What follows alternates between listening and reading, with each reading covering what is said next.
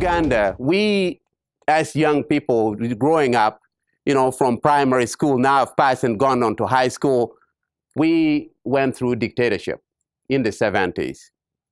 And we saw how human life was really very fragile, that people could be killed, people could be imprisoned, and so on and so forth.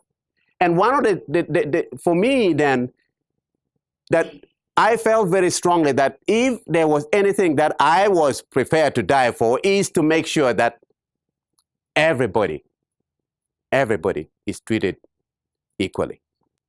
And this was an ideal that I just felt very strongly about. Well, that ideal got tested. It got tested. This was now 1979.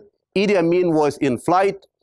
We had the liberation forces from Tanzania coming into Uganda, liberating Uganda from dictatorship. There was a lot of chaos. In my hometown, which was one of the last towns to be liberated from dictatorship, there were a lot of killings going on. Anyway, on the day that my town was liberated by Tanzanian forces combined with Ugandans in exile, went with my brothers and sisters to town. And again, we saw a lot of people being lynched, killed because they belong to this or to that, and so on and so forth. Just a lot of blood. In any case, in the afternoon, we retreated to what we thought was a safe haven because it's just too much chaos, only to hear from the neighborhood someone crying. And when we went there, we found a family being attacked, me and my brother, Philip. He's in England. That's where he lives now. In any case, this family belonged to a different ethnic group from my ethnic group. So it was really my ethnic group attacking this family. The father had fled. The mother is in the house. There is a little girl about 3 or 4 years old. There is a baby on the ground, naked. The little girl is crying. The mother is being raped in the house by a bunch of men. And this is where I say, what are you prepared to die for? What are your values? What are the things that really matter to you? We could not take on all of these people who were fairly well armed with machetes and whatnot. And so the only thing we could think about was to see if we could get some of the liberation forces to come and save this woman and her 2 children. So we ran to the main road, not very far, about 200 meters away. And as luck would have it, we see a military vehicle approaching us. And these are the liberation forces. So we stopped, we just stepped into the road and we waved them down, and one soldier jumped out and said, what is the problem? We said, there's a family that is being attacked. We want you to come and save them. They said, no, our job is to fight war. This is for the police. Go and get the police. But there is no police. There is no law and order. Say, no, get out of the way. We have to go. So at the end of the day, the question was, are we going to allow the only hope for this family to actually leave? And that is when I decided that if this truck was going to leave, they will have to run over my body. And then they can go their way and lay down in front of the truck to stop it from moving. What are you willing to die for? What are your values? What do you care about deeply? That is when I realized that, yes, now I'm putting my ideals where, what I believe in.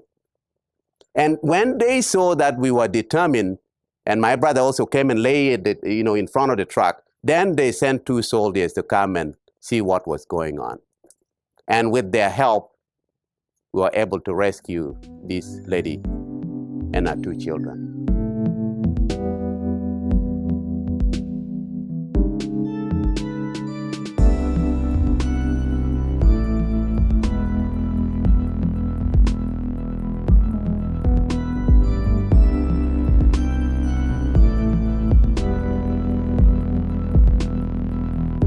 Okay, Our work is not essentially scientific. However, we have cited many scientific studies to validate this question of happiness. Not yet. It is seeking a higher purpose, which involves others. Many would say, and how many of you would say this? And I hear it. In fact, when we were researching the book, almost every single person that we have spoken to said the same thing when we asked them about happiness.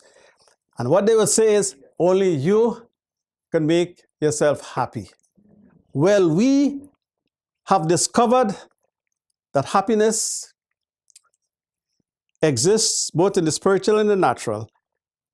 We discovered that happiness is personal, interpersonal, transactional, and transformational. So this idea of only we, I don't know where it comes from, because Marge is the keeper of my happiness, and I'm the keeper of her happiness. And as soon as we forget that, we're going to be in chaos like the rest of the world. Okay? So we are interdependent beings. And stop the next person who says to you they're responsible for their own happiness. You live with a bad and a horrible boss and tell me you come into work every morning singing, oh, what a beautiful morning, okay?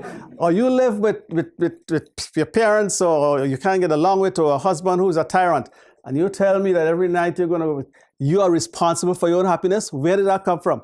You know, I'm going to write a book on cliches, and they all sound good and noble, but they make no sense at all.